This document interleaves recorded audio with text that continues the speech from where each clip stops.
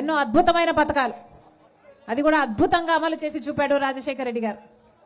ముస్లిం సోదరులకు కూడా 4% రిజర్వేషన్ ఇచ్చిన ఘనత కేవలం రాజశేఖర రెడ్డి గారిది మాత్రమే.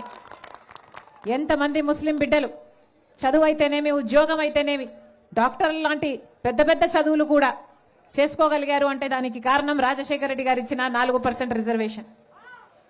అంతేకాదు రైతులకి ఉచిత విద్యుత్ అయితేనేమి, రుణమాఫీ అయితేనేమి, ఆరోగ్యశ్రీ అయితేనేమి, ఫీజు రీఎంబర్స్మెంట్ అయితేనేమి, 108 అయితేనేమి, లక్షల మందికి ఇందిరమ్మ ఇల్లు అయితేనేమి, పేదవాళ్ళకి భూములు అయితేనేమి, ఇలా ఒకటి కాదు రెండు కాదు ఎన్నో అద్భుతమైన పథకాలు అద్భుతంగా అమలు చేశాడు రాజశేఖర రెడ్డి గారు.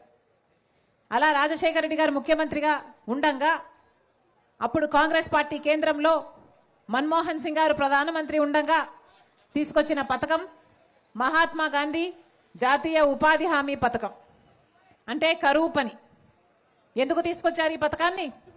ఎందుకంటే పేదవాడు కూడా వలసలు పోకుండా ఆ గ్రామంలోనే పని చేసుకోగలగాలి, ఆ వేతనం తీసుకోగలగాలి, తన కుటుంబాన్ని బతికించుకోగలగాలి అనే ఈ బ్రహ్మాండమైన పథకానికి శ్రీకారం చుట్టింది కాంగ్రెస్ పార్టీ.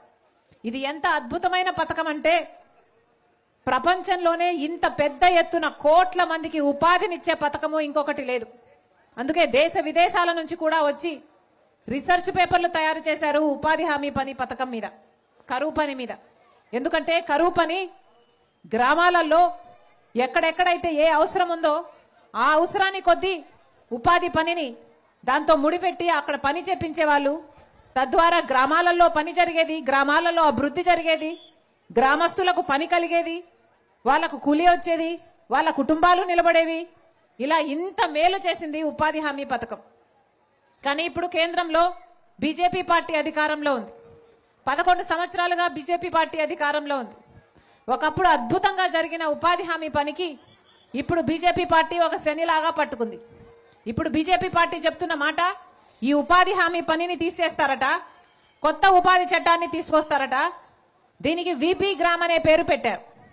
ఎంత పుణ్యమైన మహాత్మా గాంధీ గారి పేరును తీసేస్తారట, విపి గ్రామ్ అనే ఒక పేరును పెట్టారు. ఎలాగైతే మహాత్మా గాంధీని ఆర్ఎస్ఎస్ సభ్యుడు గాడ్సే చంపేశాడో అలాగే మహాత్మా గాంధీ పేరు ఉన్న ఈ ఉపాధి హామీ పథకాన్ని కూడా నరేంద్ర మోదీ చంపుతున్నాడు. నాథురామ్ గాడ్సేకి నరేంద్ర మోడీకి పెద్ద తేడా లేదు.